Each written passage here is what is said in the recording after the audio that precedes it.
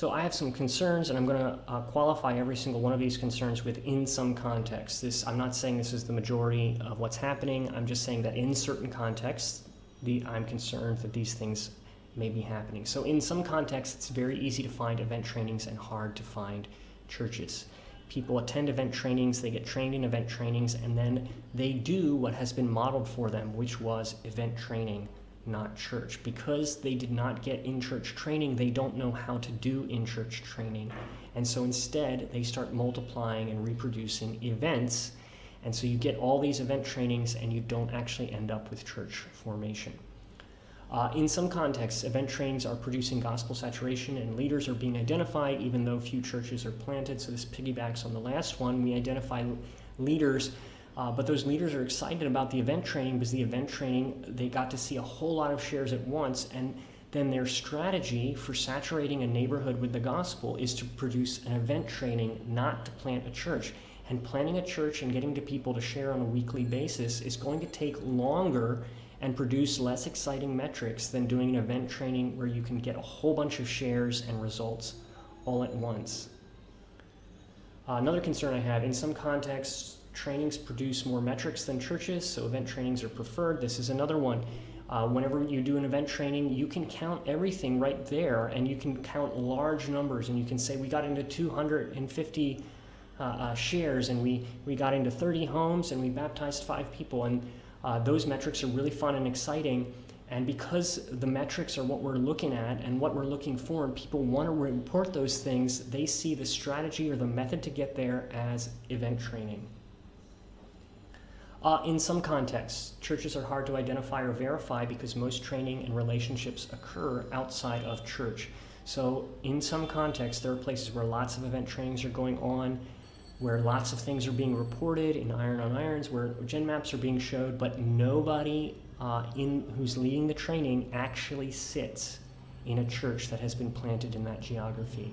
It's very hard to identify or verify churches if everything's focused on event trainings and all your work is coming in and out of events.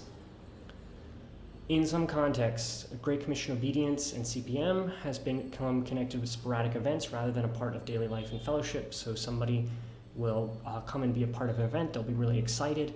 2 months later, they'll come and become another part of an event, really excited again, they're sharing the gospel, and they start to develop this pattern of this is their obedience, participating in events. But when it comes to their weekly life, their fellowship, their church life, it looks nothing like the vision that they're getting at the trainings, and the trainings are scratching the itch rather than needing to participate in church and church formation in order to get the content.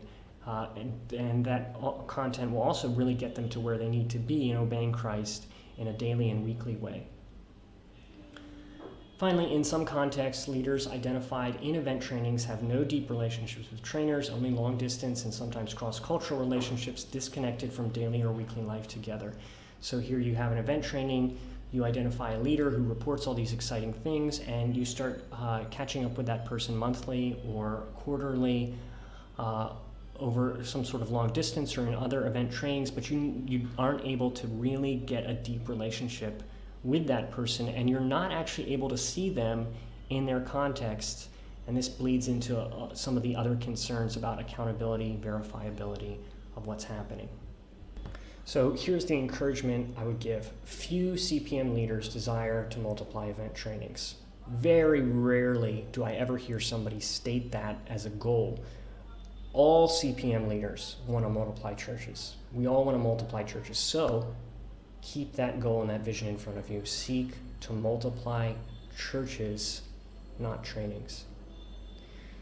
Few CPM leaders intend to have shallow relationships with people they are leading. Seek deep relationships. Get to really know people. Start doing church with your leaders. Get to know them on a weekly, bi-weekly basis. Talk to them. See them in their contexts. Get to know the people they're discipling. Take a look downstream. All CPM leaders desire in-church training to occur. And this is, again, virtually all CPM leaders want churches to plant churches and want discipleship and training and short-term and the commands of Christ to happen in churches. So seek to encourage and focus on in-church training. Roll out the training with the commands of Christ. Roll out Four Fields training in churches. Seek to do in-church training and really emphasize and make that a goal to make sure that healthy in-church training is happening.